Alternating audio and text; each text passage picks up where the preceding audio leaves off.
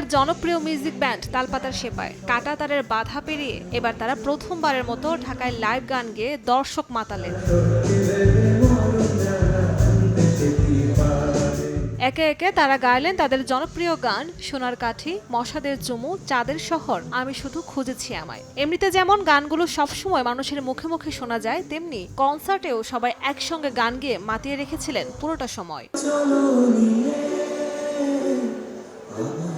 ঢাকায় তালপাতার সেপাই আসবে এই খবর প্রকাশ্যে আসতেই দর্শক শ্রোতাদের মধ্যে এক উন্মাদনা বিরাজ করছিল।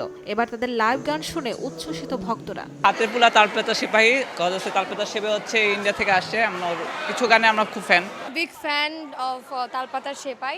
তো যখন শুনতে পেরেছি যে ওরা এখানে একটা পারফরমেন্স রেখেছে বাংলাদেশে, তো সেই জন্য আর অপেক্ষা করতে পারিনি।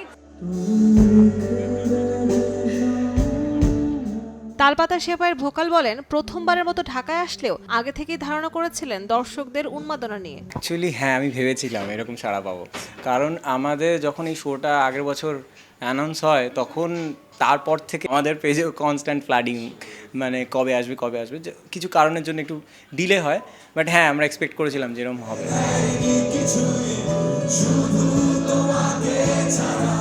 বৃহস্পতিবার রাতে ঢাকার আলোকি কনভেনশন সেন্টারে তালপাতার সেপাইয়ের সঙ্গে মঞ্চ মাতিয়েছিলেন হাতেপুল সেশন ও ফিরোজ জং। গানের পাশাপাশি কনসার্টের একপাশে অনুষ্ঠিত হয়েছে দুই তরুণ চিত্রশিল্পীর আর্ট এক্সিবিশন, যেটা এই আয়োজনে যোগ করেছিল এক ভিন্ন মাত্রা।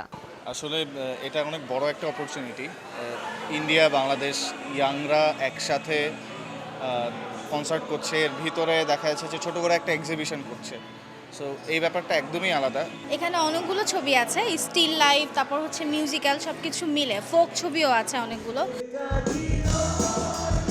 ঢাকা ব্রডকাস্টের উদ্যোগে লেটস ভাইব উইথ তালপাতার সেপাই কনসার্টের মিডিয়া পার্টনার ছিল সময় টিভি।